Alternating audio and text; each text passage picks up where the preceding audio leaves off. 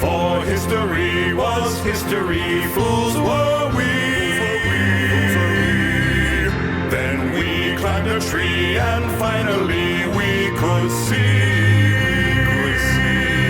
Lo, then the internet made us smart, now know everything do we. Thus we share with thee these trifleries, till nobody learns nothing. So I've got a very specific question about the Ringling Brothers, John Swayze. Lay it on me. Okay. Lay it on me. They started in where? Minnesota? Wisconsin. Wisconsin. They started in yes. Wisconsin. And after, Five brothers. Five brothers. After they reached their peak, after they had done what they set out to do and become the greatest circus impresarios of the United States of America, they settled in South Florida. Do you know that part of their history? Sarasota. Yeah. Sarasota. Please tell me So that. what Please happened tell me was- that part. Please, please, please. okay. Oh, yeah, of course. There were two brothers. So there were five brothers that started the whole thing. Yes. And One there were brother two brothers. spearheaded the whole. Was it Chuck and Barry. John and Chuck? Okay. I was real close. They when they made a lot of money, they were like, "Hey, we got to diversify," and they said, "Let's go down to Florida and see what fucking land there is." So they bought that's land. right. They bought land in Sarasota, and it was like they literally bought land in Sarasota. Two brothers. After all the brothers died, those are the only two left, and there's mansions down in Sarasota that are their mansions. The Ringling Brothers basically own. There's Ringling family owned Sarasota. I mean, there's Hang on. they have Two a, of the five brothers settled in Yeah, they're only Sarasota, the right? last two alive. only two of the five brothers settled there. They were the last two alive, Kyle Jones? Yes. Yes. Ah, okay. Don't talk to Kyle Jones. Oh, sorry. John's the expert. I've done the expert shit. John's the Ringling expert. I'm the ringleader. Hey, well the done. ring leader. So they were the two surviving Ringlings, and they were like, we now are the bearers of the Ringling legacy. What are we going to do with it? Yes, So and they actually They hated each other. they hated Sort each of. other. Yes, Yeah. one hated the other. The other Yeah, didn't hate the other. It became more of a, there was a huge sibling rivalry between the last two. but only on how in to one do it. way, one direction. That's so interesting. yeah. That's what John said. No, that's but that's the truth. It was Okay. So the big questions, the move to Florida, like where they were just like, this is where we'll retire, or will we bring some circusy stuff with us? Like Florida's key ground for entertainment for rubes. Kyle Jones, did you have some thoughts? It was purely real estate to begin with, and it was one brother went down there, and it was the younger brother.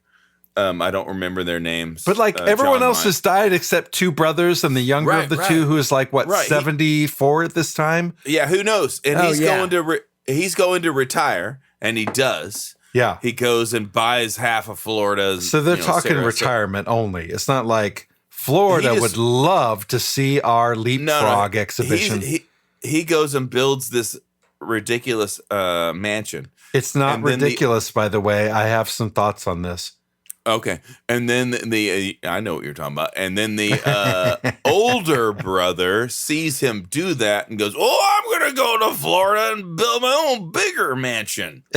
And it becomes a big, dumb, stupid thing, and they build these gaudy, awful Okay. constructions. So the whole point was retirement. It was not about. I'm going to retire better and bigger than you retired, you son of a bitch. That's so wonderful. That makes me so happy. All right. So my entry point into this conversation is that these two Ringling brothers, John and Chuck, basically established a university without knowing it. They bought all this land in Sarasota, Florida. They regardless of the rivalry, they ended up buying land right next to each other, and they built mansions very close to each other. And after At each other, as you might say. but like the middle part of the Florida peninsula, like they, if presumably lots of land was available, but they went No out one of wants their. to be there. It's the dick tip of America. It's not. It was not the tip. It's the middle of the peninsula. Like Miami the and the shaft. Keys are all the way down here, and in the middle is What you Sarasota and circumcise Orlando, off. like on the same So you latitude. pull it- And up here is Jacksonville. So like I get it. Okay, fine. It's somewhere in the shaft. I'm sorry that I'm stooping to your level, but anyway, to make you understand, so it Stooping just to the delights bottom me. of the barrel. It delights me that the two Sorry, brothers go ahead. like were so This is what I deal comp- with. so competitive that they were like, "Oh, you're going down to Florida in the middle of the shaft to buy land? Well, I'm going to go down there too, but like not only 3 towns away, right next to you." So Yeah, anyway, right they up bought your all ass. this land in Sarasota, Florida. Just like And- Bailey did to Not, Barnum. not too long thereafter, and their children lived on the land, and their grandchildren lived on the land. And then at some point, they donated all the land to a public university, New College of Florida, where I have a family member who attended. All of the mansions are now administrative buildings at New College of Florida. Oh. Like John Ringling's mansion is now the admin building or the registrar's office at no New College of shit. Florida. Yes. Whoa. Like, so if you have someone who attends New College of Florida, you get a full tour of the Ringling Brothers estate. Whoa. And then that one. directly next door to the university is the Ringling Museum. Made of the other guy's house. No, guess. no. This is new construction. All of the old mansions are the university. So you've okay, got okay. whatever, the science building or the English building or the dean of academics or whatever. Like The deformities building.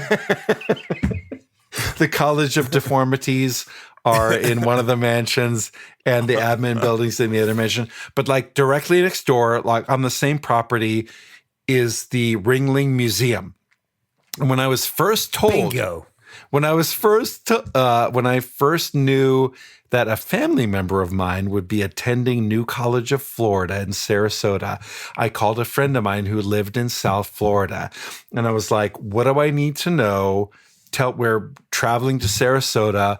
While we're there, some sightseeing, like what should we do? He's like, oh, Jay, yeah, you're in Sarasota. Like, obviously, you're right next door. You'll go visit the Ringling Museum. Like, the Ringling Museum, is it a circus museum? He's like, no, stupid. They pumped tons of money into a proper museum property. They've got fine arts, natural sciences, like all the museums you would ever want. Like, it's not a circus museum. What are you, dumb? Come on.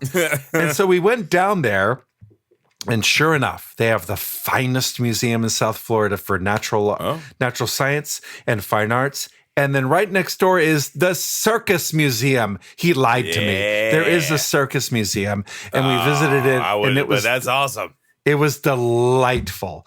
And so I've got pictures of my children posing on the back of a horse, like doing a handstand on a horse, and I told this story before about encouraging my children to use subversive humor, because they had a lovely little interactive station at the Circus Museum, which is like, if you could open your own circus and start a feature of your circus that doesn't exist yet, what would it be? And I was like, it doesn't exist yet, which is Barnum's whole right. mantra. I would be like, if I had a circus, I would introduce a hamster acrobat feature. I'd watch that. I got 25 cents That right is- here. If I had a service, I would I don't know if I want to know this. I do. bear. Oh, I do. I would have a bear with antlers, and the antlers would be dripped with fire, and the fire would come down, and it would just drape around them, and then I would have them jump through hoops made of caramel. Let him go, Kyle. Just let him go. It's so hard. No, he's doing great. Just keep going. Thank Don't God. stop. He lost it. He's gone. No! I lost it. I'm sorry. Oh, son of a bee. But anyway, I was like standing. Damn it. I was sitting there with my children. It was a very nice exhibit, and it was a lovely thing to do, like to encourage the children. Like, if you ran a circus and you were able to introduce a new feature, what would it be? That's a And I great was question. like, I was sitting right next to my children, like my son on my right, my daughter on my left. And I was like, well, let's see now. Let's be creative. I was like, I would have a little miniature hamster circus with hamsters who could spin plates and hamsters that leapfrogged each other. And my son was looking over Like my the Ringling shoulder. Brothers. My son was looking at me while he was like 12 years old, and he was watching me as I wrote this down. And he got the idea that I was being subversive and like trying to not take it seriously. And so they had a little box with a slot in it, like fold up your paper and put it in, and we'll read it, and we'd love to see it. And so my son was like, "Oh, I think I get the idea." And so on his paper, I could see him thinking very hard. He's a 12-year-old boy. He's like, okay, all right, let's see what the game is now. And he's like looking down, he's scribbling. And I looked over his shoulder right before he folded up the paper and put it in the slot. And he had written the word poop. I was like, oh, my boy. You'll be fruit of your loins. You'll be a circus impresario before you know it. The circus of poop. Somebody will go better there. than a James poop Bailey circus. couldn't have dreamed of it 100 years ago. Yes, sir. Yeah. No, sir. Fuck you, James Bailey. Where was So- your poop act? So Where was your poop?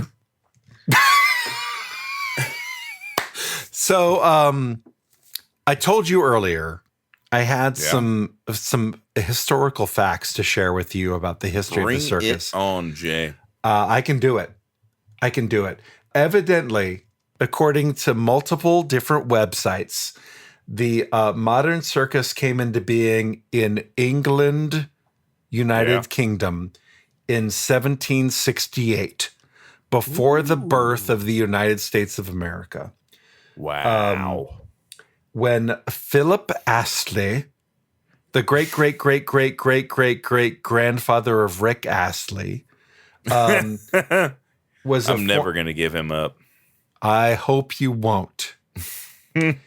Philip Astley was a former sergeant major turned trick rider. So back in 17 rider. rider in One of those horse 1768. guys.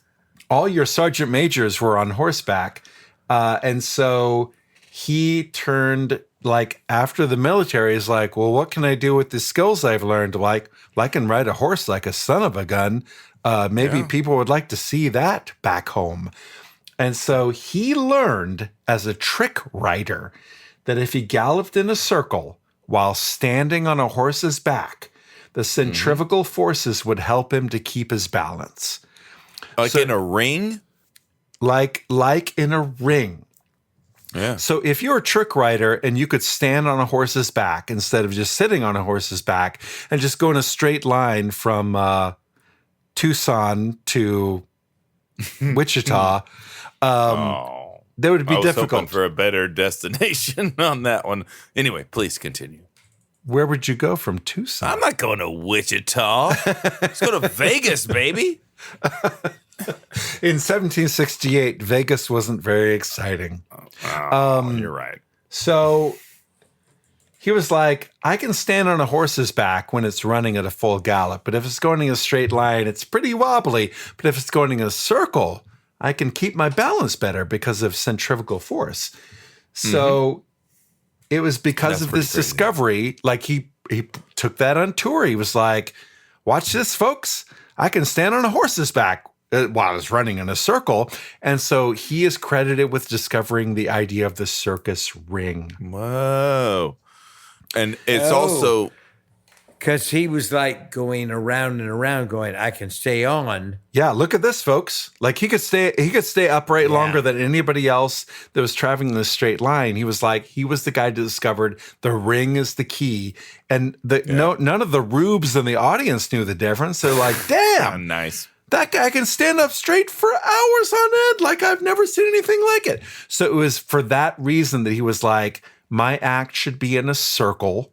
So I will build a ring and sit the audience around a ring. And so he is thought of for that reason as the quote father of the circus in 1768. And it all starts with just kind of the basic horse corral that was built in just farming of training a horse. Yeah. That is this. Yeah. Because many, horse corrals today are very small arenas. They're not like, this is a 45-foot arena where the horse can go. They have them in very small circular things to get them to go, very small things. Especially for their training purposes, right? Like keeping in a smaller space. Yeah, that's what I'm saying. I mean, help to control the behavior. So, but I wonder, how did he find out the footage? Like, what was the circular? Yes. Probably had to do with the gait of the horse. Was he a mathematician? Yeah, I guarantee you, like he wrote this down, and there have been numerous historians that have talked about this. Like he calculated this at great length. Like I do not have the numbers for you, but I know that they exist. Like he was working on the circumference. He was like, how does it work best? And so he innovated like a 20. So it wasn't like it doesn't matter if it's a 16-foot circumference or diameter or a 32-foot diameter. He figured out this is the diameter he that did it needs yeah to be. But his first discovery was, if I just go in a circle, it's a lot easier. And then from there, he was like, shall I shrink it? Shall I enlarge it? And so there are numerous articles out there that I did not copy down because I figured at this point of the night, numbers would go in one ear and out the other. But they're out there. Yes, he did the math. And there were other people that came along after, other horsemen who were like, I think I can improve upon that diameter. But yeah, that was a big deal. Like they were figuring, that was the only act. It was like, I'm doing horse tricks. And if I've got a horse in a circle, it's the best tricks, the most reliable tricks. And if it's a horse in a certain diameter circle, I can do better repeatability, better confidence in the ability to not have a major accident. One thing I learned while watching some videos, the Ringling Brothers, that was one of the first tricks they learned because they started studying up, or they went to a circus, and that fascinated one of the five brothers. I'm sure John knows which one, but they can Otto. But that was one of their earliest tricks. Was Bolivar Ringling was his name, I believe. Anyway, go ahead. No, but yeah, it was a classic circus trick. Was to stand on a horse. Yeah, that was the first trick. That was it's classic because it was the first one. So Astley was doing this like solidly for like he was making his living standing on a horse for like 2 years, and then decided to diversify. And in 17, he made a living standing on a horse for 2 years. Well, it's a good work Lord. If you can get it. Like if you can be the oldest nurse in the world or a guy that stands on the horse, like it's good work. Do it. Go for it. So in 1770, 2 years after he had developed the old standing on the horse trick, he was like, I need to diversify. He hired... What's next, as Barnum might say? He hired what is believed to be the first clown named Mr. Merriman. Like Mary. He's Yeah. Mary. Yeah, it's spelled Merryman, Mr. Merriman. And then a few months later, like started to be like, what else can we do? And so he, thought of other kind of What year is innovations. this again? 1770, before the birth of the United States. Jay, England. can I jump in on clowns? Please? Real my quickly. God, yes, please. So the thing that made clowns was makeup. Like you didn't go to CVS. Makeup wasn't a thing. And so having this face that was so articulated and made into something else was a fascination for other people. So a clown was kind of revered, mysterious, this strange thing. That's why clowns happened is the makeup. I will offer a counterpoint on that. Okay. Which is that and politicians. Donald Trump. Easy. This is your second Trump reference. Will you just take it easy? He doesn't deserve it. I have actual history to throw at you. I'm jumping ahead, but allegedly, the first essence of the circus was in Russia, and in 11th century Russia. Imagine the year 1072. Like, I don't know. There was definitely not a railroad. There was not a railroad back then. This is a era called Kievan Rus. 11th century. The first circus performers were buffoons. Is that the word? Is that where it comes from? That's what the earliest clown was, the buffoon. So you can imagine this, imagine the court jester from the medieval ages, like someone who performed like an idiot, but no makeup. It was just like your 3-pronged hat with a bell on it. You look dumb and you behave like a dum-dum. They sang and danced, they juggled, they did magic, and they did pratfalls. Like, that was the original clown. Only later did we get the clowns with makeup, which brings a whole new kind of... It's an emotion. You had you can have sad clowns and angry clowns, right? And spooky clowns, and with the benefit of makeup, you can express what the clown is feeling, and that brings us to a whole new thing of like why clowns are scary, and we'll get to that later. Yeah, like why people are terrified of clowns. It's for a reason. It's because of the makeup. It's because the makeup makes them less human.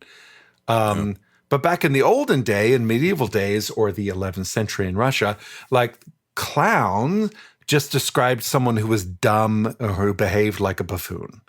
So the word clown existed before circus. I think that's what he just said. I don't know. I'm asking one of those Jay questions. Yeah, it's a great Jay question, and I don't have an answer. This is worthy of...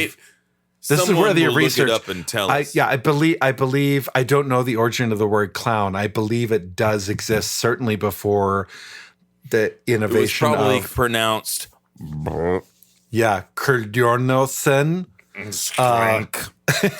Well, because you could even get into clowns and mime. Mime is probably very early in the whole clown universe, I would assume, but I don't know. I think the clown was a very sad character. Your face is a sad character. Your mother's a sad Whoa, fellas, let's take it. Take it back here. Got it back a little bit, fellas. What's going on? Please, Jay, continue before this gets ugly. Too late. So here we were good old Philip Astley, basically developed the circus in England, and he'd added a clown in 1770.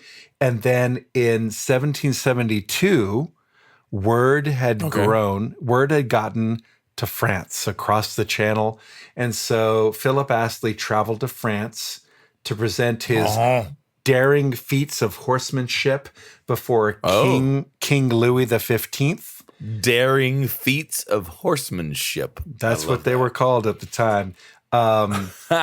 At Fontainebleau for King Louis XV. Went over very well. Fountain of what? Like blue fountain. Like blue? Like blue. Blue is blue? All it means is blue. Like blue cheese is spelled BLEU. Somewhere he's gonna fuck P.T. Barnum, right? I mean, he's before him, but P.T. Barnum's mom, maybe. This is 30 years prior. Maybe he birthed P.T. Barnum. Hey, now we're talking. Oh my God! He Unlocking had sex the with secrets. his P.T. Barnum's mother, and they spewed out P.T. Barnum. He wasn't out of her his vagina mother yet, but anyway. What's it called when you've swum to the bottom of a barrel and then you bring a drill with you and you drill through the bottom of the barrel and then you see what's underneath and then you like dig further under the bottom of the thing? Like the barrel has to rest on something, but you could drill through that into the center of the earth, right? It's called We're Here. It's called John Swayze. So he goes to France. He performs before the king. It goes great. So 10 years later, 1782, he returns to Paris and opens a permanent circus. One of 19 permanent circus buildings that he would build in his lifetime.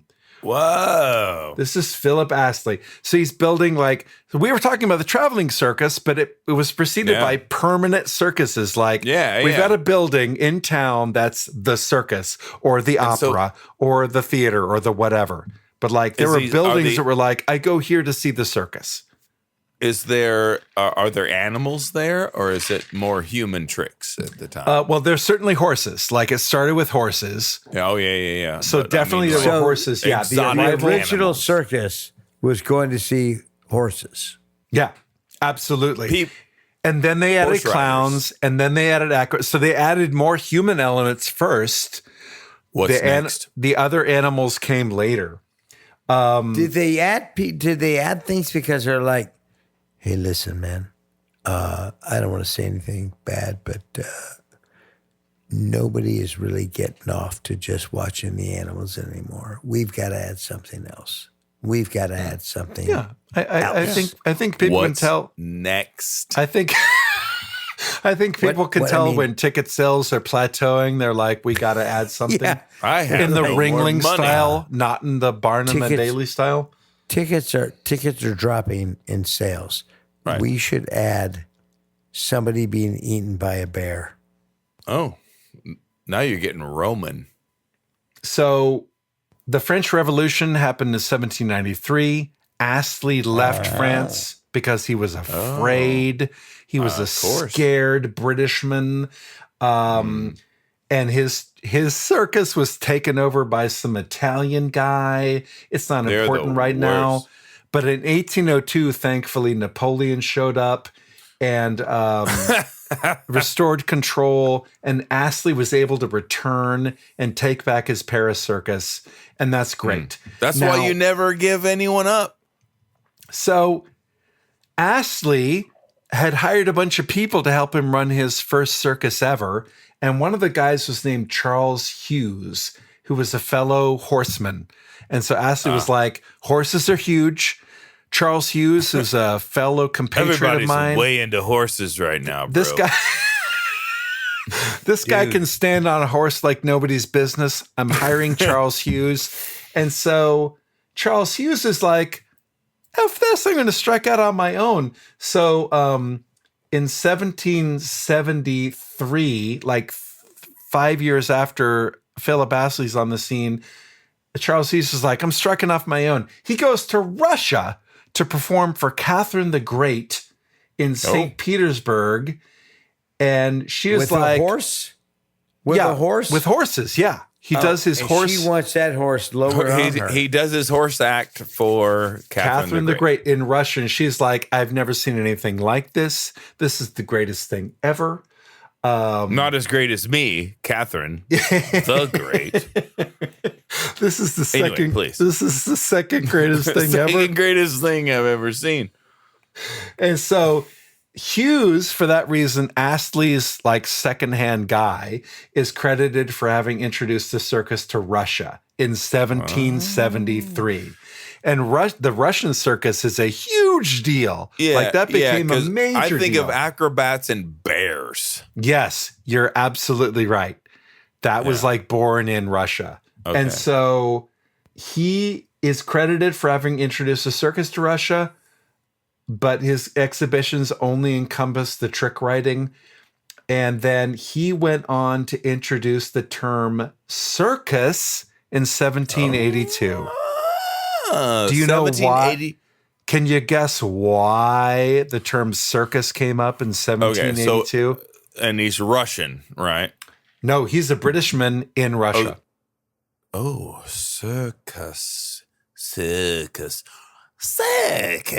I don't know. Because it's similar to the word circle, and we've determined that a circle. I'm an idiot. Like you've heard Look of at John. John doesn't even hear it, so it's fine. I feel smarter already. You've heard of circular. You've heard of Cirque du Soleil, the modern circus. Whatever. Yeah. The word cirque is from another language for circle. Wow. Like it's from the ring. It's from the ring because horses running in a circle can give you an act of standing on a horse. Amazing. I love it. John would like to tell you that you're dumb for not having thought of that earlier. Did you not go back to the Romans? The Circus Maximus? Hello. Is that...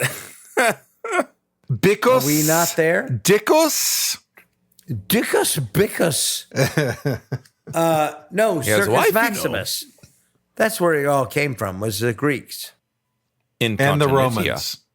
Was Circus Maximus Romans or Greek? Oh, God. Is that a real... What's happening? I don't know. It's fine. Everything's great. What do you mean what's happening? Circus Maximus. Are you not familiar with that term? No, but I would go there. Oh, dude. Circus Maximus is Roman. Okay. That's the Colosseum was. That circus was around during Why am I even involved with this? I know the word Maximus is. Circus Maximus is where the whole fucking thing came from. Okay. It was a circular event. Arena. Thank you. It's kind of an oval, just for the record. Ooh, snap. Dang, dude. Look, somebody... That's geometry, bitches. It was Circus Maximus, though. Someone should have been ovalis. Someone that's not me can look up the term Circus Maximus and its history while I tell you the following thing. Meanwhile, back in Russia, so I told you earlier, allegedly, the beginning of the circus is in Russia. Back in Kievan Rus in the 11th century, when the first circus were just buffoons who travel from town to town doing clown stuff and acrobatic stuff. And after a few centuries after, it didn't change much. It was popular. People enjoyed it in small towns. So hundreds of years of people just like, man, I can do a backflip. Yeah. So I'm going to go town to town, charge people to watch me do a backflip. Yeah. Jay? Yes. Do you want to know, and I'm asking this honestly. Yeah. Do you want to know about Circus Maximus? Yeah, I do. Yeah. I specifically asked 90 seconds ago for someone to look it up. It was an ancient Roman man chariot racing stadium event where they literally did the chariots. That was the Circus Maximus. So a circle, a big circle. Race.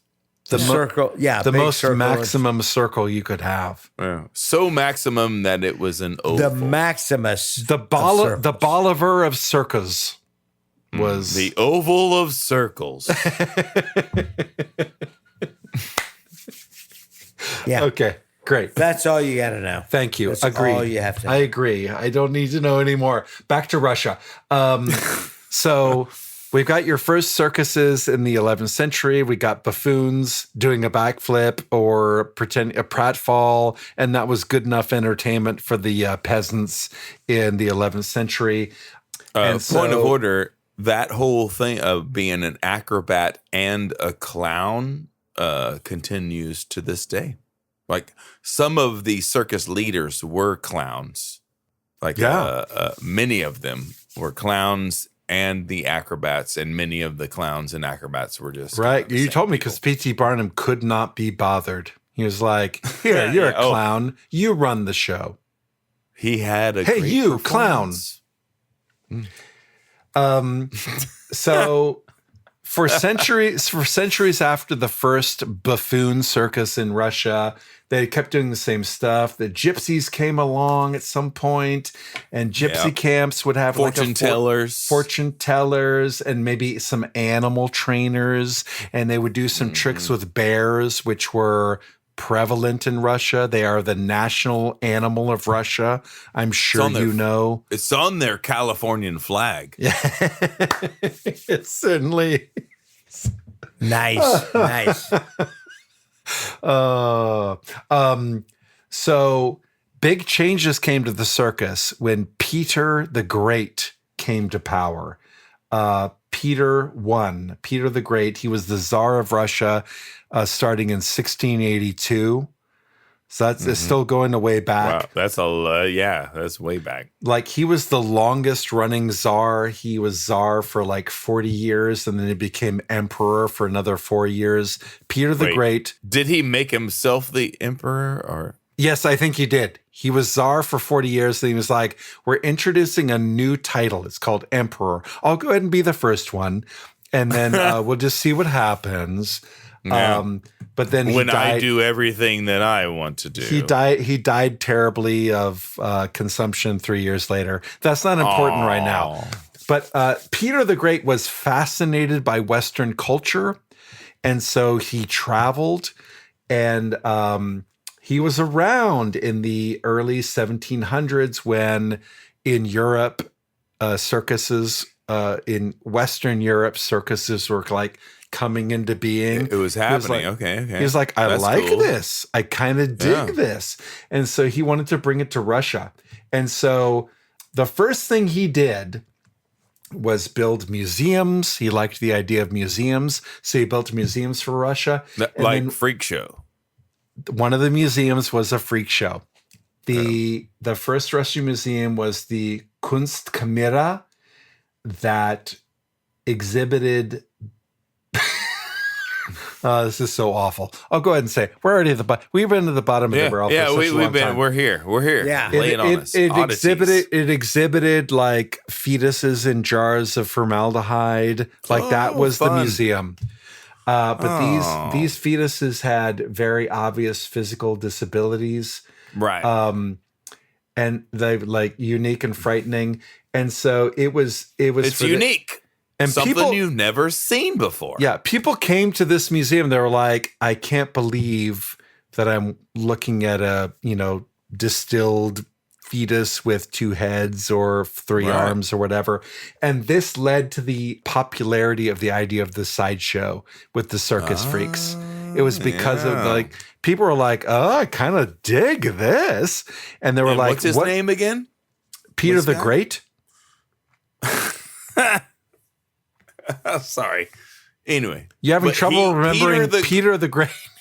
Peter the Great invented the sideshow, is what you're saying. Effectively, yes. Yes. Okay. He laid the foundation for the popularity of the sideshow. I can't help but feel there are people crying right now. Siblings of Peter the Great that are going to listen to this podcast and go, No, that's not right at all. Oh. He didn't do that. I would encourage those siblings or descendants to write to us at bottom of the barrel at Indeed. gmail.com. Wrong. Prove us wrong, bitches. Whoa, easy. Whoa. We don't have to be that combative to the siblings of Peter the Great. Please, Jay, continue. I will. Because of this kind of foundation laid, the circuses were like, we should do this like with living people. If we can find people with hunchbacks or bearded ladies, this will be great. And so this became like a high society thing. So like when the circus was established in Russia, it was held in opera houses, and the elites would come and they would have boxes like at the opera, and they'd be like, "Oh, how delightful! Look at the freaks. Look at the deformities. Like we didn't have names for the things. How glorious!" So if someone was born with like flipper feet, you didn't know what that was called. There was no name for that. It was just you bring them in. They would even do just foreigners. By the time it got to America, it's like, here's a person from Africa wearing their African stuff. And if they didn't have that actual person, they would just dress someone up to pretend to be. Yes. So in Russia, like, this was the thing at the time in the early 1700s when Peter the Great was the Tsar or Emperor or whatever. He died in 1725. Things kind of continued as they were. And then at the beginning of the 1800s, when Tsar Nicholas showed up, you remember Tsar Nicholas I, of course. Oh, yeah. Great mustache. The idea of the circus as art started to rise. Like, it wasn't a freak show anymore. Like, Tsar Nicholas was like, this is an art form. Like, let's elevate it as art. And so it was starting to become a thing with more acrobatics and like things that... Right. Because that's where it started, as you said, with the horse riding around a ring and the guy standing on it. It was a physical feat. Yeah. That you go, man, can I do that? No. Or I don't think so. Right. I'm going to watch someone do that, and cool. I'll pay to watch someone do it. Yeah. Glenn Poon was like, I could stand on a horse's back easy. Yeah, especially if I'm riding off a roof. I can jump off a roof onto a horse's back. Like, you don't know how fat I am. But that's beside the point. So Tsar Nicholas was the idea that was like, this is art. This is art. Like, let's treat it as such. And so that went on for many decades until the early 1900s, when the everything in the Russian government changed quite a lot. In 1919, and John Swayze had mentioned the year 1919 in the United States as a formative year for the circus. In 1919 in Russia, a whole new governmental paradigm Are you had stalling? taken over. Are you stalling right now? Hey! That's right. Wow. So the circus was nationalized in 1919. The circus became a government property, and that was bad. Oh, weird. Okay. It was bad and good. Like, they threw a lot of money at it to make it a national circus, to appease the masses while they were, forced into labor and all the stuff. How'd that work out? Pretty good. Okay. Pretty good. From a circus standpoint, it was pretty good. Yeah. Like, they kept developing it. They threw a lot of money at it. They brought in foreign performers. Like, they were hiring the best from around the world. They threw all their governmental money at hiring the best acrobats and animals and what have you. So by then it was a thing. Like it was a big thing. If you were a person who could do something special, you were looking for who could pay me the most to do my special weird thing. Yeah, I don't know if, like, in the early 1900s, if you were like, if it was as well known as you would be like, listen, I'm a fantastic acrobat down here in Sarasota, Florida. Like, I could be making the big bucks in Moscow. Or if you waited for an agent to come and say, hey, fella, I've never seen a handstand on a horse quite like that. Would you like to come over here? Like, we've got some folks that would like to hire you. I've never seen a plate spinner like you. Would you like to come over here across the sea?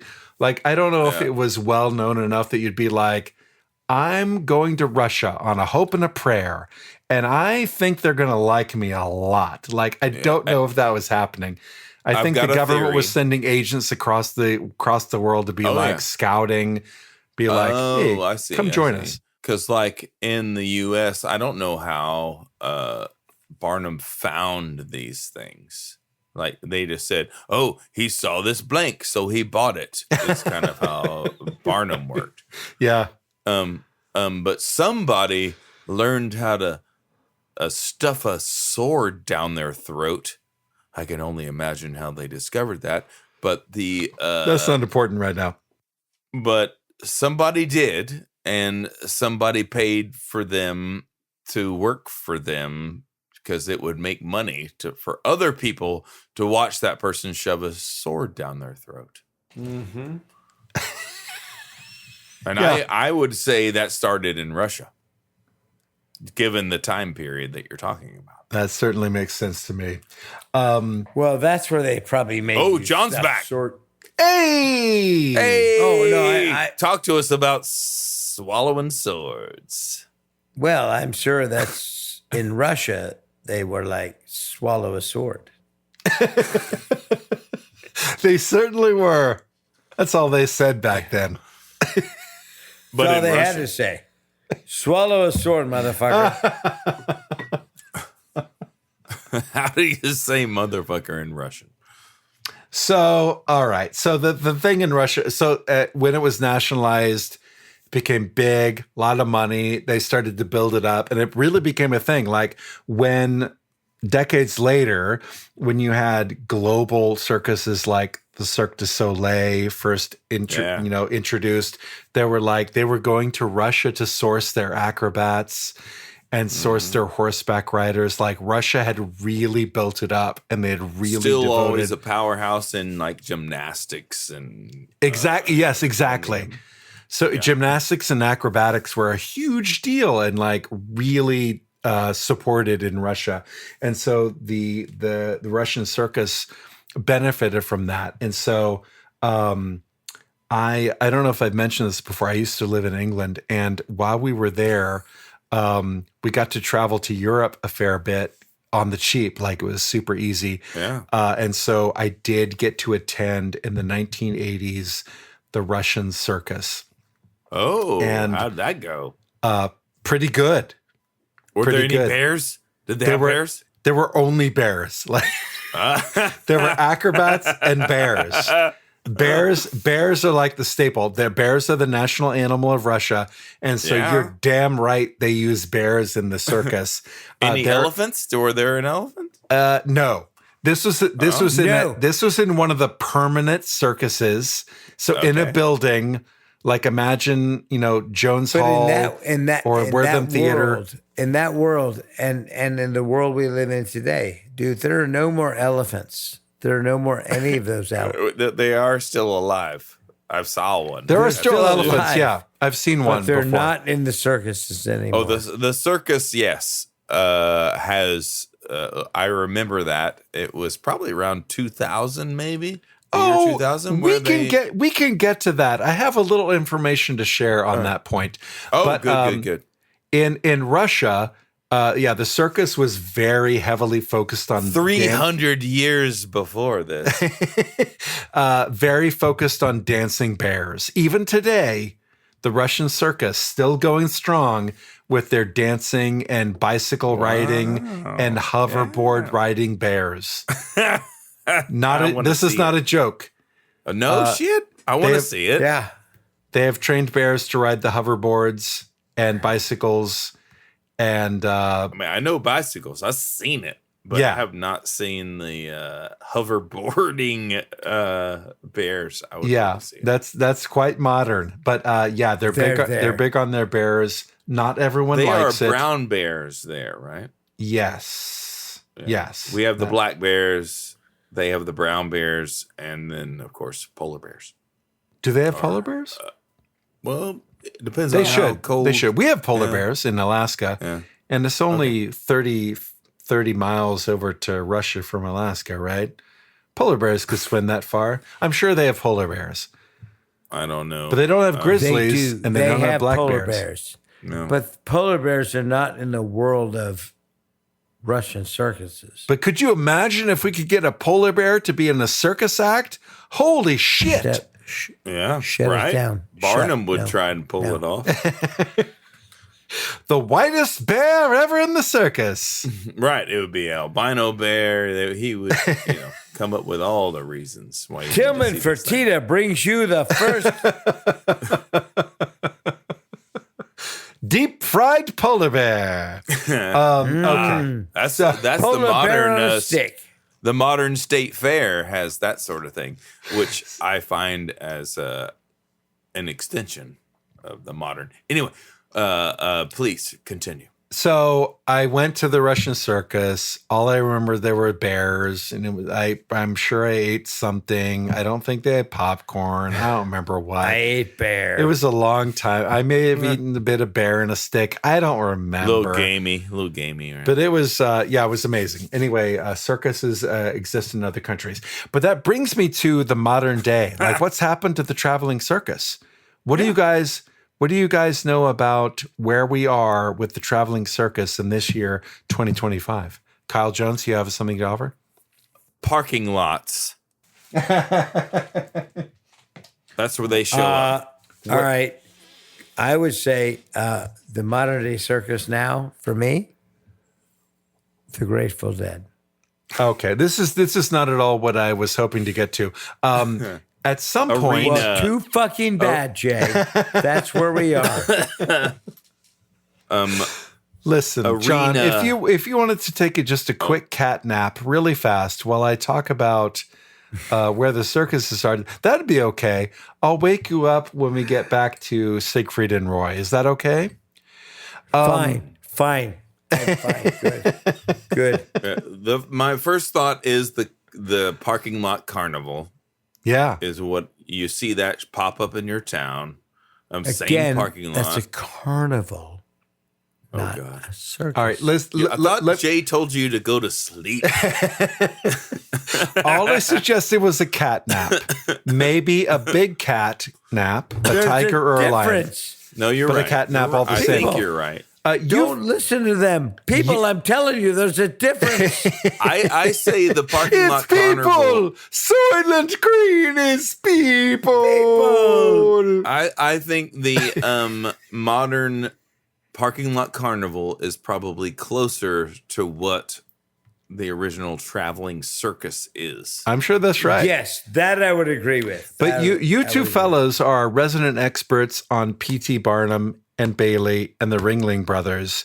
What happened to that? They all died.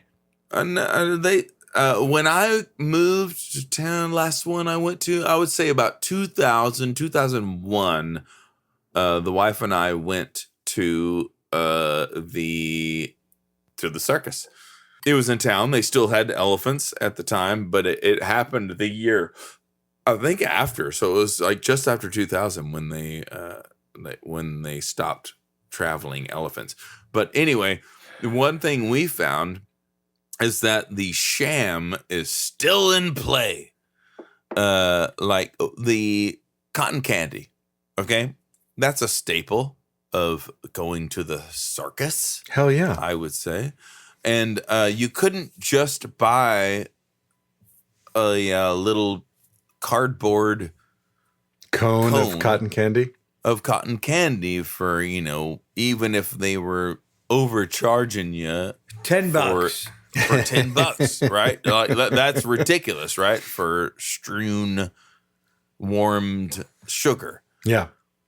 It was $20 because it had to come on this device that lit up and spun around and did all these things. No. There was no way to buy just cotton candy. Oh, that's terrible. Hey, you know what? Now's a great time to take a break, so let's take a break. In an epic display of a timeless art form, bear witness to the poetic movements of the human ballet. Question your very existence as a man stands perched atop his mobile home. He gulps one last taste of pure saddle-strap white lightning and prepares for his ascension to forevermore. Just get off the goddamn roof, Glenn. Eat it, sack sniffer! I am go for launch! Follow the gallant quest of Glen Poon and behold the glory of the blessed bounds through which one may go to discover the truth of our collective brilliant existence. It can't so true! You don't know how bad I am! Transfix your eternal gaze upon the eternal grandeur of the eternal human spirit, inspired by the divine and performed by the salt of the earth itself, free of forethought nor a cognitive understanding of basic physics and personal hygiene. Hang on to your dick! I'm gonna try something! Ladies and gentlemen, this is what you've been waiting for. Come and see the miraculous human form be tested in a way that was never ever intended by any god nor man. Come, experience the magnificence of Glen Poon. Oh, shit! Ain't nobody no mouth to ding-ding resuscitation? Oh. Get your tickets to eternity today. Kids eat free, no refunds after 6 p.m., and all public pool and trampoline policies apply and will be enforced. No unauthorized video equipment is allowed on site. And if that bitch-ass Curtis shows up, he can fuck right the fuck off. Glen Poon. From the bowels of movement, the human form shall emerge. And that's what we call taking a break. So where is it now, Jay? I'm so glad you asked. The Ringling Brothers and Barnum and Bailey Circus, as a collaboration, ended in 2017. They had their last show 8 years ago in 2017. Yes. Citing depressed ticket sales. Depressed, like sad? And they Sad. sold to a French company? Is that right? No, they just ended. However, there are smaller circuses that still travel. And obviously, Cirque du Soleil is still around. Like, Which parking lot can I catch the next one? No, but I think that they're still in tow. who is? Barnum and Bailey. Oh, do you? I do. Okay, tell me your evidence. I've got a friend Both. that works for Barnum and Bailey, and they're on Right tour now? right now. Yeah, Is he the sword swallower? he is the guy that sells shit out on the. Hang on. Anyway, the big circus had their final show in 2017, citing low ticket sales. A few years later, we had a global pandemic that further depressed the kind of idea of going to a large venue to see a big show. So it's mostly these days small circuses. And I've got to wonder. What are in those circuses? It's mostly human acts, right? This mostly acrobats and clowns. The idea of including animals. Going back to the beginning. Yeah. And the idea of including animals has really gone down. There are we people. all have seen. We have zoos. We have zoos, but the idea of like including animals in a act, No. like with a lot of liability. animal there. endangerment concerns and liabilities. Can I like, have a little aside? On yes, that but regard? PETA came in and put their thumb Yeah. on the scale. Like people are not that excited about having animals in any sort of act, live stage act. Certainly not exotic animals. Yeah, But just yes, look Kyle at Jones, me. you're aside. So P.T. Barnum he had horses and other animals jumping through fiery hoops. And the SPCA, which, yes, existed back then. I don't believe you. It's totally true. It was like they had only been in existence for 5 years. But anyway, and they were European, and they were talking about an American show. Oh, SPCA was European? Yeah. Oh, okay, that makes sense. Like the whole idea is very un-American. It must have been European. Anyway, the exploitation of animals is very American, and so he had the horses and the animals jumping through fiery hoops, and so this SPCA comes in and says, "Hey, you can't do that. That's dangerous." And so, being P.T. Barnum, and there is no such thing as bad publicity, he said, "Oh my God, come on down and watch a show, and we'll take a look at this." And made a big deal about it, drew a huge crowd, and this is one of those few times where P.T. Barnum became a part of the show, and he walked through the flaming hoop first. Yes. To show how safe it was. Unscathed. Oh, no, he burned to death and he's dead. You do know he died, right? But everybody said, it was not that night. What a great guy. But yeah. But he obviously, he knew he took any adversity and turned it into his own profit. It's gross. Anyway, please continue, Jay. John was looking up something. John, did you find something? Oh, what'd you find, John? Not a damn thing. Oh, good. Okay. So I'm interested in the idea of like the quote death of the circus, like at least the P.T. Barnum version of the circus that has a big animal axe. Like it's kind of understandable that in these days, in this day and age, with modern sensibilities, people are like, which I don't know if there's a year, but it definitely had to do with television. Yes. Movies. Yes. The car. The car. The Yeah. No, definitely. All the these car. happened at the same time. Because You could go find your own adventure. It was a lot of it was like, yeah, exactly. Adventure didn't have to come to your town. yes. You could go find it on your own. So in 2017, like there were numerous news stories about Barnum and Bailey, Ringling Brothers, Barnum and Bailey Circus closing down, doing their last show in 2017, citing low ticket sales. And so that can certainly be attributed to people having plenty of other forms of entertainment. But also, I have to believe that the idea of the animal cruelty or just the like fact that like this is unnecessarily dangerous to have wild animals involved in your show. That couldn't have come to that soon, because when you saw the circus, 2017. That's where Jay is. That was the last year of the live P.T. Barnum and Bailey big circus. By then, every with city the lions had a and zoo. the tigers and the what have you. Yeah. Right. So the menagerie 2017. is Yeah.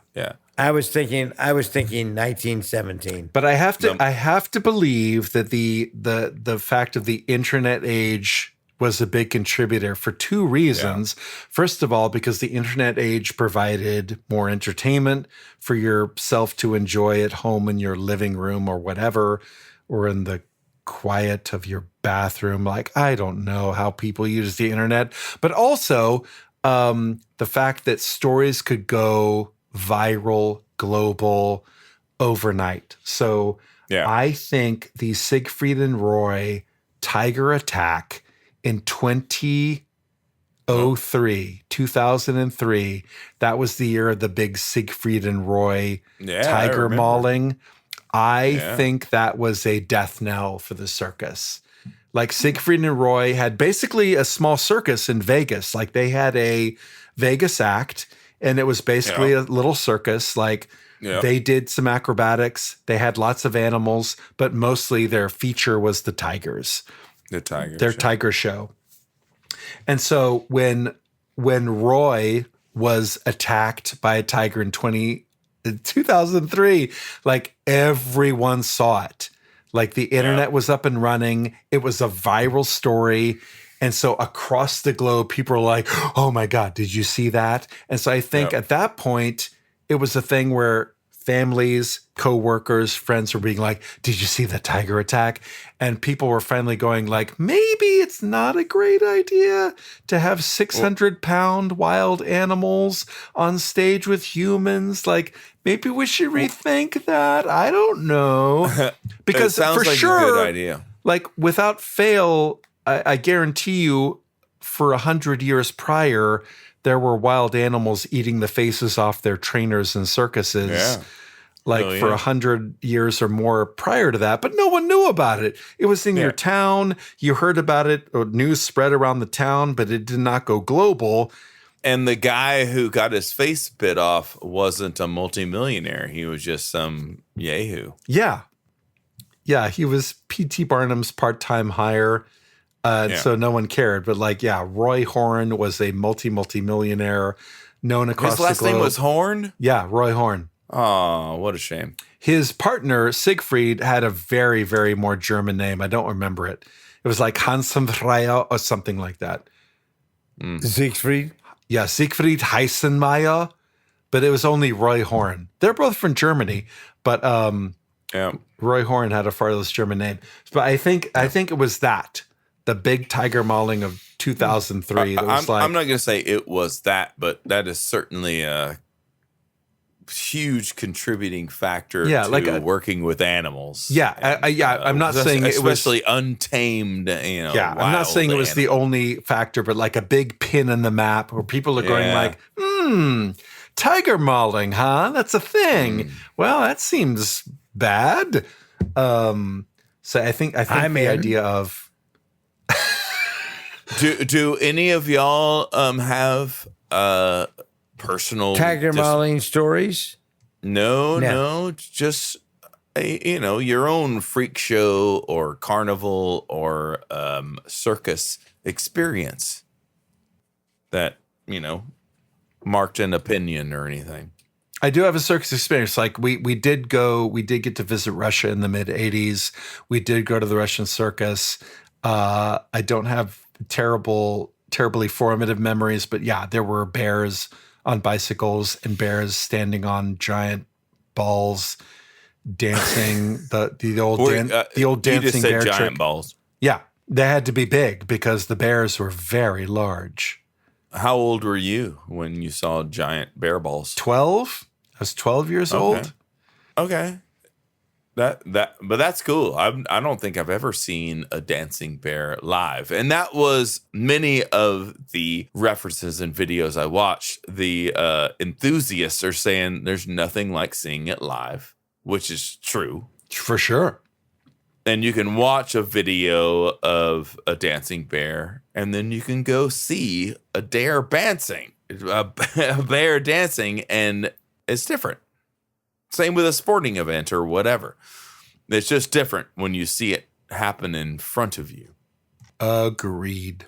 There's something about the that created the circus phenomenon. Now, I remember going to, I guess this was at the State Fair of Texas. I remember going to see some large shark that, we were just walking around and, you're walking down the aisle that's full of the sideshows and freak shows. And this ended up being just a humongous disappointment. Was it Bolivar the shark that was fished off of the Bolivar Peninsula? Man, I wish I could remember the shark's name. I'm sure it had one. But we go in And so basically, I hope it was Shipley. That's all. They have frozen this amazing, the largest great white shark. Right. So you go in to you pay your tickets, which you spent untold, which they did this since the beginning. 15 pence we spent. Right. You have to kind of diffuse the money to how much you're spending. And that's the whole point of the ticket, right? John Swayze, you've done a shark exhibit before. Could you recreate what the voiceover might have been for Kyle Jones's frozen shark experience? Yeah, you're the barker outside. Draw me in. Don't be stuffed, everyone. Come in and see the fucking shark. I'm sold. Fucking shark like you never fucking seen before. 15 pence. Get your fucking close up right to the fucking face of the fucking shark. I no longer want to. Great white. Man, screw the corny dog. Screw that corny dog. I'm going to go inside. That was. John Swayze did his Boston area carnival barker and his Scottish carnival barker all in one performance. All in one. This place is dead. One. Let's go see the fucking shark. This place is forget this. Let's go see the fucking shark. Fucking place dead. Go see the fucking shark. Got a fucking great white. They got a fucking shark over there. The biggest fucking great white you've ever. Let's go see the fucking shark. Come on, let's get out of here. Hey, you ever seen a fucking shark? Fuck you. Fuck you. Come on. I don't know. What's a shark look like? I just go walking fucking shark over there. So he sells me. Dear sweet Lord. Obviously, with that sales pitch, I walk right in, give them all, just hand over my wallet. Did you buy a $30 cotton candy while you were there? No. This is before those days. And I go in, and it is literally a plexiglass cube. I know instantly that, you walk in and you just know this is bullshit. You're not seeing ice? You're not seeing actual frozen water? No, it's plexiglass with kind of like fake condensation that has been sprayed on. Oh, gross. So immediately I touch it and it's warm. And then there's this barely visible, because of the cloudiness of their fake insulation, there's like this sharkish image on the inside. That's it. No. Oh, Yeah. Oh, no. I want my tickets back. Yeah. John Swayze, you and your amazing sales pitch. You're not supposed to ask for your tickets back, by the way. You're Boy, this is a supposed to ask for your money podcast, back. John. You have to make noise. Yeah, I can't. Yeah. Okay, tell you what. Let's go ahead and skip back real quick to Did none of y'all have none of y'all gone to a neither of y'all gone to a freak show? Frozen Anything? shark exhibit. A freak Anything. show? No. I mean, I've been to Ripley's Believe It or Not. They exhibit lots of. There you go.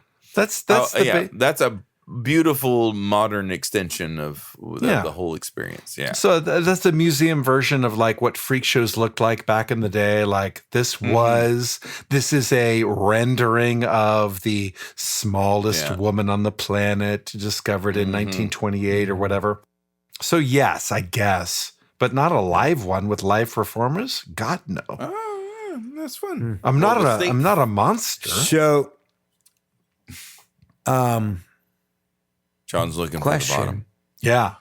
where are we? I'm glad you asked, John Swayze. I know exactly where we are. Sit back and relax. Maybe close your eyes if you want to. I will tell you, I've got just a quick note on the modern day state of the circus. And then gear shift to the cultural impact of the circus on our lives. To wrap up, like where we are with where the circus is today. Right. What is that? I'm glad you asked. So basically, for the most part, the big circuses are gone, mostly because Yeah. of the big animal acts are no longer acceptable in most societies. Not cool. But that's not the case everywhere on the globe. There are most of the countries have done nationwide bans on using animals in the circus. There But are Russia.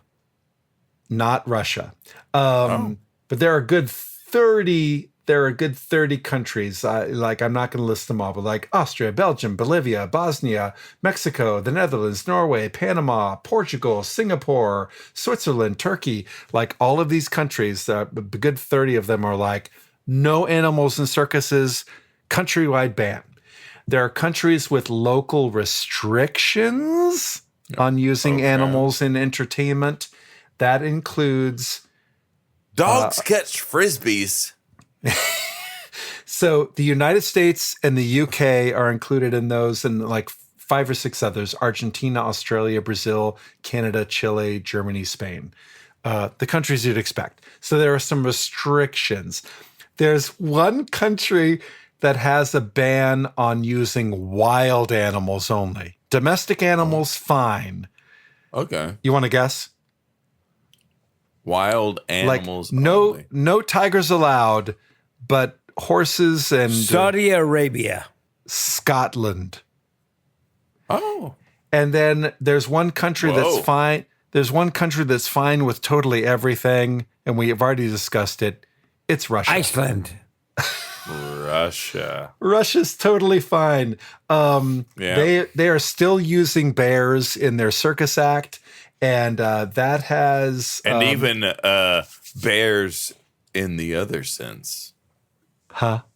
That's the gay top, I guess we'll say. The big gay fellas. Don't you? Okay. You know, Okay. there's twinks Thanks, Kyle. and there's Good job. but there's bears. Wow. This sounds like a whole other episode. Anyway, they're insensitive, is all I'm saying. So their practice of continuing to use wild animals, bears, in their circus act has come back to bite them. Literally. Hey, There are you can almost find a yearly news story about a bear attack in the Russian circus. Really? The most recent one was late last year, like just under a year ago, in late 24. There was a bear named Donut in the Russian circus who attacked her trainer. She's a 500-pound bear. A few years prior, there's a bear named Yashka, a male bear who's 600 pounds, who bit the face off of his trainer. Like they're still at it. Like they will not learn their lesson. I'm assuming the second guy died, and the previous one may have lived. The guy that got attacked by the 490-pound female bear survived. Yeah. The guy that got attacked by the 600-pound bear. You said face bitten off. Have you not seen the Nick Cage movie, John Travolta movie, Face Off? Like, you can survive having your face removed. And impersonate. It's not easy, John Travolta. but you can just get that reattached. Like, this is the modern era of medicine. Hannibal Lecter and all. It can be done. So anyway, that guy died. in Never Russia, there are animal rights activists in Russia, believe it or not, and they are working real hard to discontinue the use of bears in the circus. So far, it's really slow moving.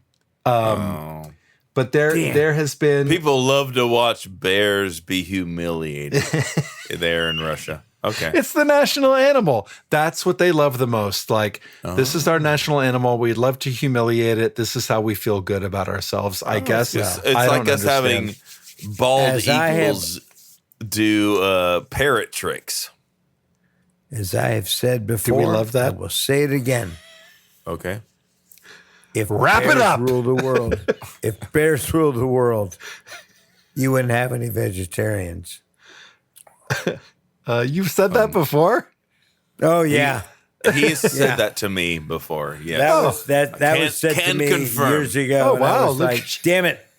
He That just is the hasn't most said it brilliant publicly thing. before today. Okay. If bears rule the world, you wouldn't have vegetarians. Okay. So, Does that mean putting the that out bears there. Yeah. the vegetarians? Well, it's official now. Anyway, Russia is working on ending the practice of bears in the circus to be determined. So that's it on where I wouldn't we mind them in a zoo-like capacities. Like, here's a big damn bear. Look at it. It's Yeah. awesome because a Yeah. big bear is awesome. It is, but riding a making it wear bicycle a is hat even and- more awesome. I mean, it is. You're not wrong. I just want to Riding a know that the bear unicycle. likes it. You know, like dogs can do tricks and they kind of enjoy it. You know, they seem to anyway. Right. I Does think the bear like the attention or not? I think history has shown, like 100 years plus of the Russian circus demonstrates that the bears that enter the world of entertainment, I guess like they get lots of treats. Like they're treated quite well, I think, largely. They have to do demeaning things, but they don't know it's demeaning. Like they're doing like, hey, bear, would you mind taking that wheelbarrow and running it from stage right to stage left? And they'll be like, Right. I guess. And It's like, as here's much the as a salmon. bear brain can do, you know. And they It's- go, Right. Like they're fed well and they here's your food. They're like, really? yeah, like That's what what I the, get what No, does from a no, that. bear John, do your bear voice again. What would be the answer that the bear said? Right. Yeah. Sorry. Oh, I won't be just like you. How we do. No, I love it. Yeah, like what do bears want? They want to That's eat. a monkey. Don't you fucking compare a bear to a Orangutan. monkey? How dare you?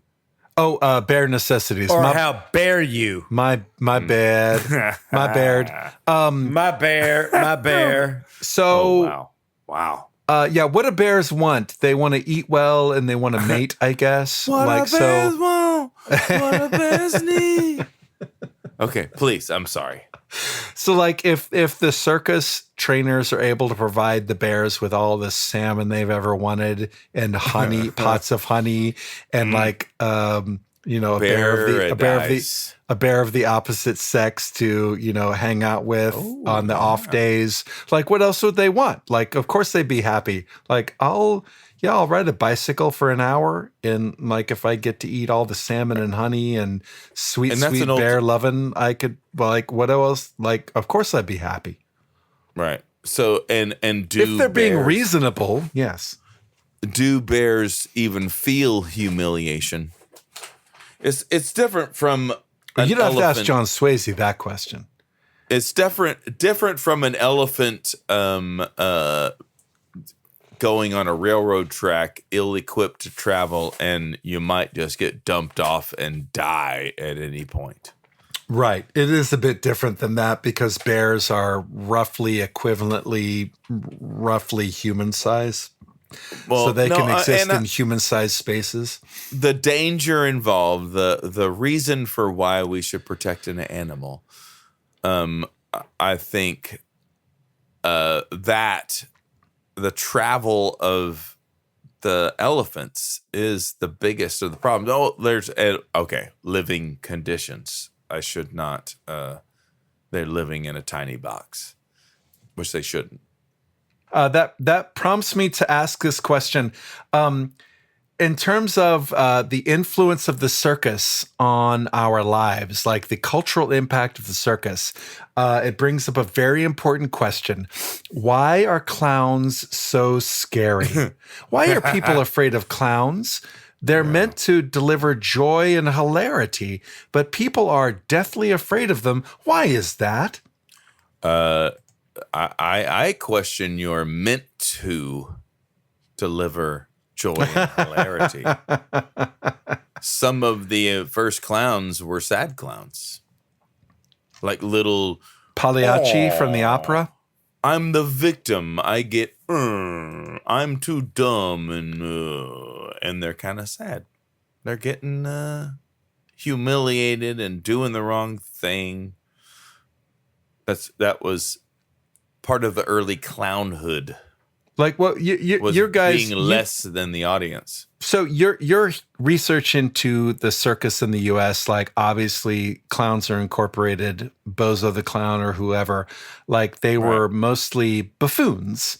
As I had referenced, no, they were acrobats. They were the acrobats that would come in. In fact, the clowns would do part of the acrobatic acts. Okay, when did the face painting come in? It was already happening. Okay, then. But so there were acrobats making that did not have face paint and acrobats that did have face paint? Yes. And some doubled and some of them would take the makeup off to be acrobats and some of them stayed clowns doing acrobatic acts. Whew, this is complicated. So the guys, the acrobats that could do a good pratfall would become the clown? Right. Exactly. Like that requires it's more like a stunt man. Yeah. A stunt man has to fall down the stairs or whatever. Okay. So you just said stuntman. We're diving into a whole nother topic here. John wants us to wrap this up. So modern extensions, J, continue. So, clowns, as you've established and as we've established, like were introduced for just raw entertainment. They were athletic, they were acrobatic, they were funny, they were sad, they were intended to bring about hilarity or amazement or elicit emotion. And somewhere along the way, certain people, snowflakes, became very scared of clowns. And does anyone know why that is? Like, where does the Terrifier horror movie come from? What's his name? Artie? Who's from Terrifier? The horror series Terrifier. I don't know that one, but we got It, and we have Pennywise. Famous Pennywise. There you go. But so I'm curious Evil about clown. I'm curious about the idea of clowns being scary to people because they're not intended to be from their earliest introduction in the circus or the court jester or the what have you. But I think it's the idea of the clown makeup that is scary because it makes them a little otherworldly.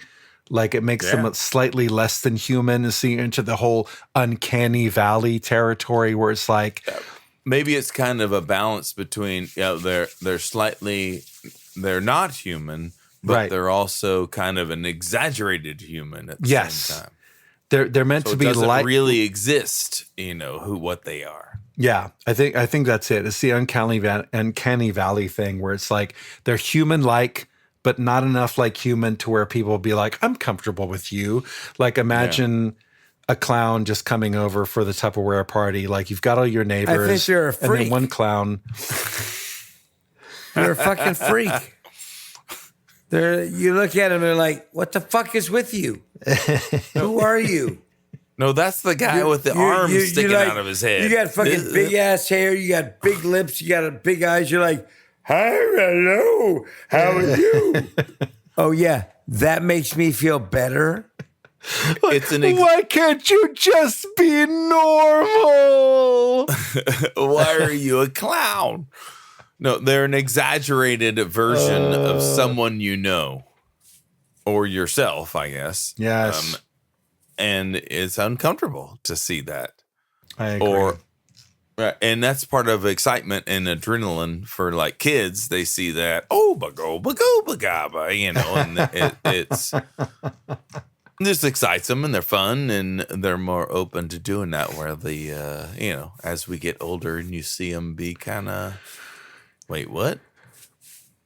Is that what's this? John Wayne Gacy over there? Oh, that's that's terrifying. Right. I get it now. I guess, somewhere along the way, like somebody was like, I'm a serial killer or I'm a psychopath or a sociopath. What costume could I take on to make me seem appealing to children so that I can gain their trust? What about a buffoon? Someone funny that children like to laugh at, like a clown. Yeah. Terrifying. I'll dress up as a bunny rabbit, an Easter bunny, or a clown maybe, and then I can gain the children's trust, and then I can abduct them. Oh, there's an amazing movie from Australia called The Fortress that totally does that. It's basically a anyway. Well, I already hate it. So moving on, this is really our final segment. I'm interested in examining the things that in the modern day, after the circus itself has sort of wound down, like how we remember the circus and how we, kind of idolize the circus. In 1980, a very popular musical was debuted called Barnum. Oh, I vaguely remember that. I was 8. Yeah, a huge Broadway musical called Barnum came out in 1980, and it featured a song that made me want to ask the question of both of you about recruitment into the circus. Like when the circus came to town, there was a big parade. Everyone gathered along Main Street to see the parade. And some people in the town would be like, sucks. yeah, like my life as an agrarian, this is terrible. That looks exciting. Maybe I can go do that. Like, do either of you have any insight into how recruitment into the circus became a thing? Like, come join us. We need people to scoop elephant poop and sell it as fertilizer. Like, come along. I think it was because of the very agrarian thing. It was like, I don't have to scoop poop in the field, but I'll scoop poop in the elephant chamber next to the ladies that wear the short skirts and the leotards. Right. Like, hey, and I'll be bingo. And I will be in a new town tomorrow. Right. Yeah. Away from all of this hell, all of this drudgery. Yeah. So that's the Ringling brothers story. Is one of the brothers said, I don't want to make saddle straps anymore. Yeah. Right. I want to get away from all this. Yeah. And he convinced 3 of his brothers, and then they eventually convinced the rest of the brothers. The only one who did not go to that show was the dad. And all of the sons ended up leaving because making saddle straps sucked, and the circus was more fun. Oh, the dad stayed behind and kept building saddle straps until he died. What's weird is the tickets were given to the dad. He's like, fuck the circus. Gave it to the sons, and they were only 3. There were only 3 tickets, and so 3 of the 5 sons went, and then they convinced the other 2. Oh, that's crazy. To become circus. So the dad made an enormous mistake. Hey, he missed it. Huge. Woo! Huge. Woo! He could have burned those tickets and the sons would have been happy building saddle straps for the rest of their lives. Yep. They would have never seen it. I love that so much. So in the musical Barnum from 1980, there's a song called Join the Circus, which gets us to the idea of like recruitment for the circus.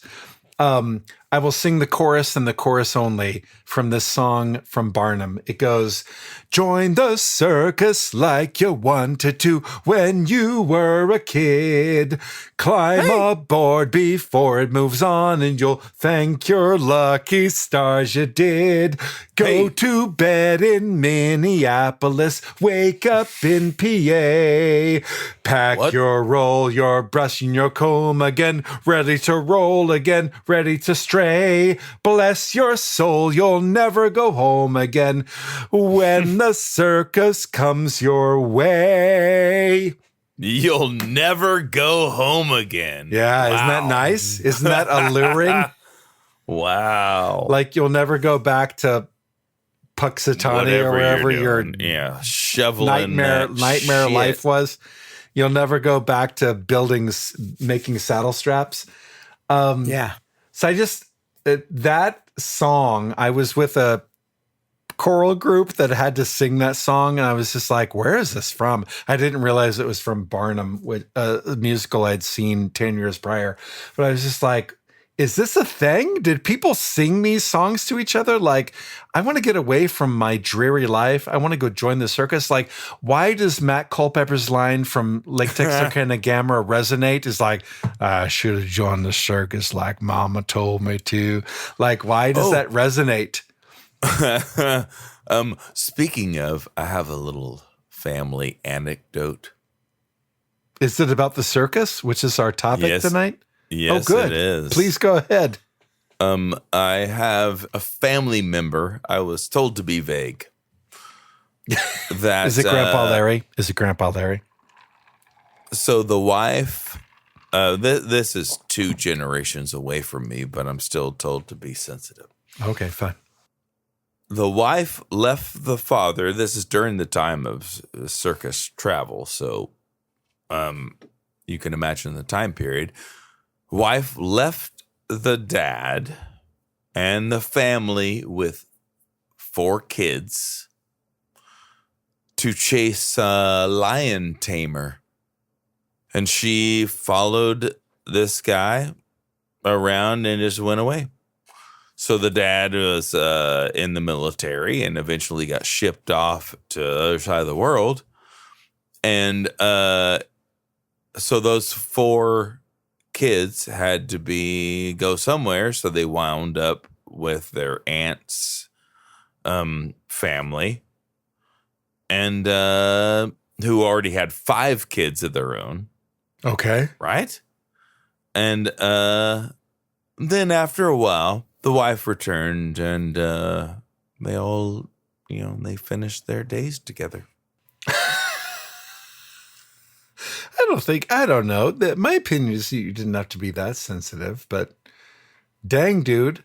Like, there's something to the allure of the circus, and I'm just... Yeah, drawn away from a family of 4 kids. Yeah.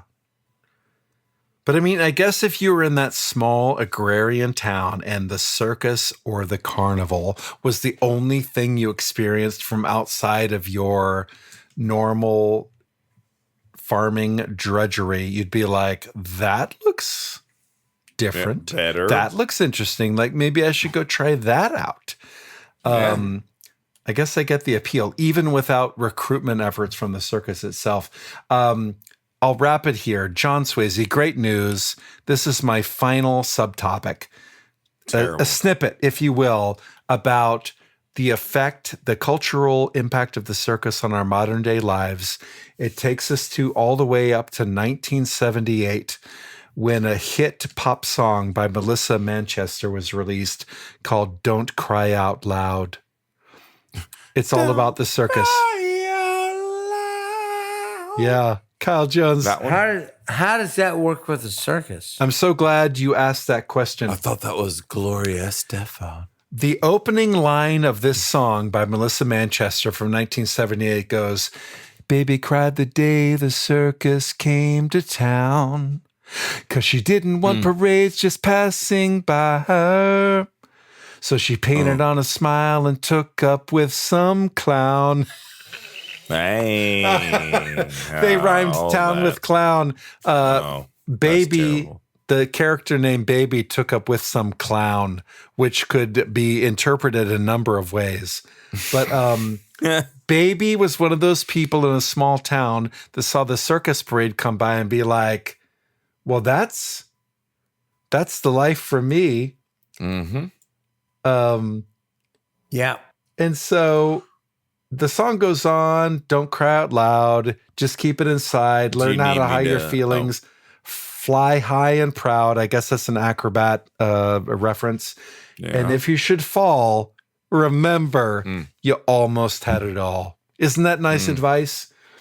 As if you were a trapeze artist. Yeah, trapeze artist. Second verse goes, "Baby saw that when they pulled that big top down, they left behind her dreams among the litter, and the different kind of love that She thought that she'd found there was nothing left but sawdust and some glitter.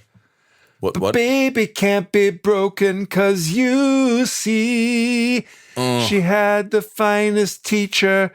That was me. I told her, don't cry out loud. So it goes on. It's a terrible song with a terrible moral. It's a terrible message. It's terrible advice. But it's all about the circus coming to town and being, feeling the allure of joining the circus, but learning there's nothing there except sawdust and glitter. So, can we do I like that, Jay, by the way. Thanks, Kyle.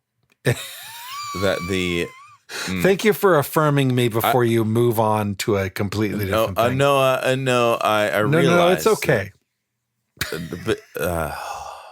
But no, Don't Cry Out Loud is absurdly circusy, and I didn't think of it that way. Yeah.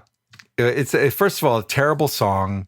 It delivers a terrible message to young women, and it's all about the circus, which it only occurred to me recently upon researching this topic.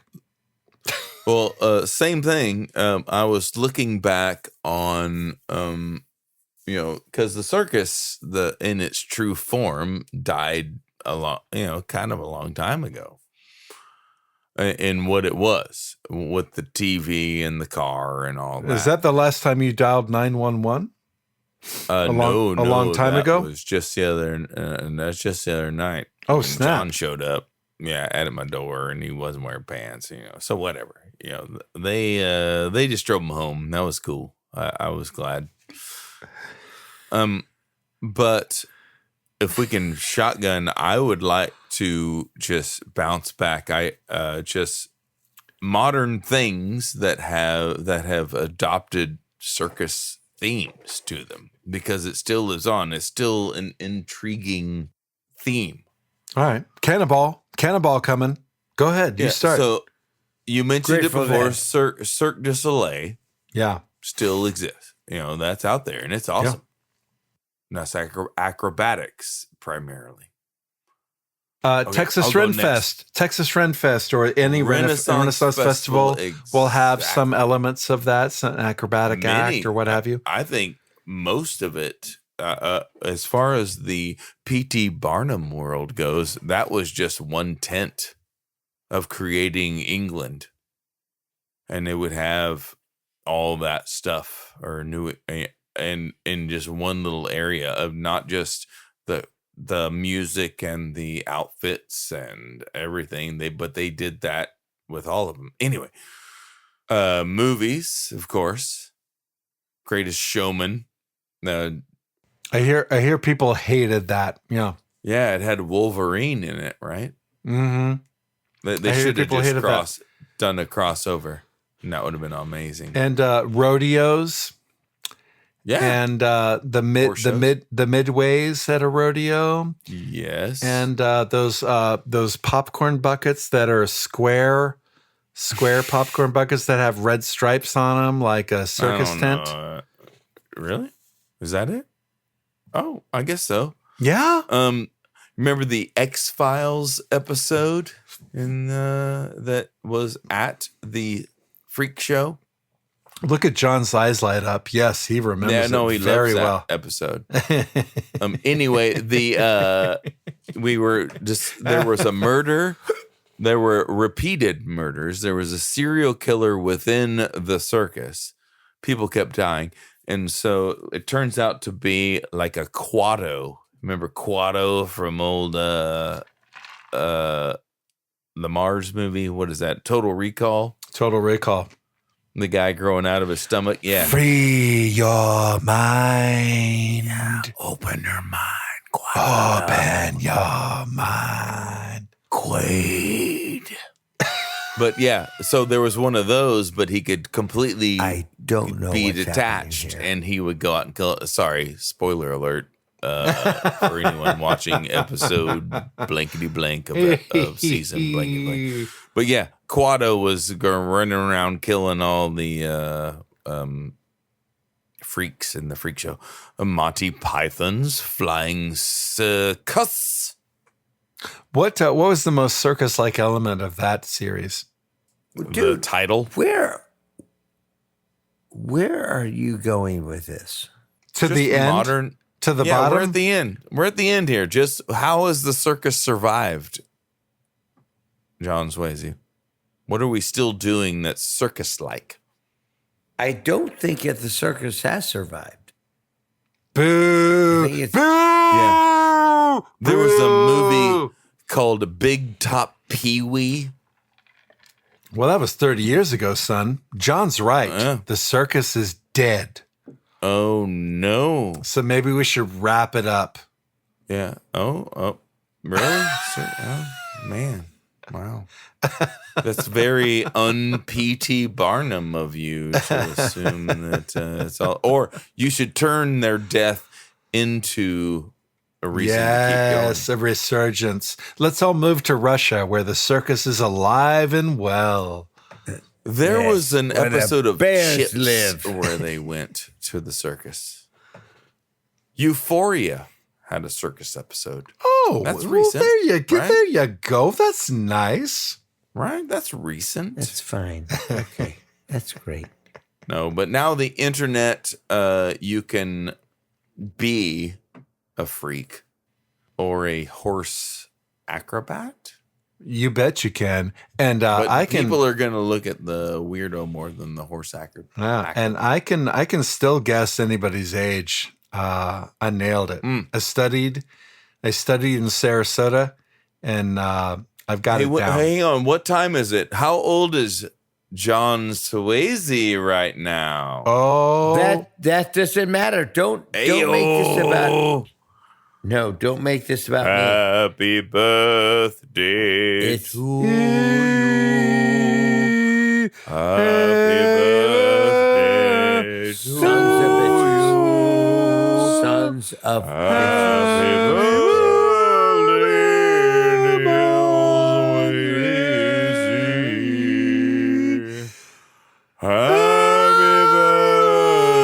Happy birthday to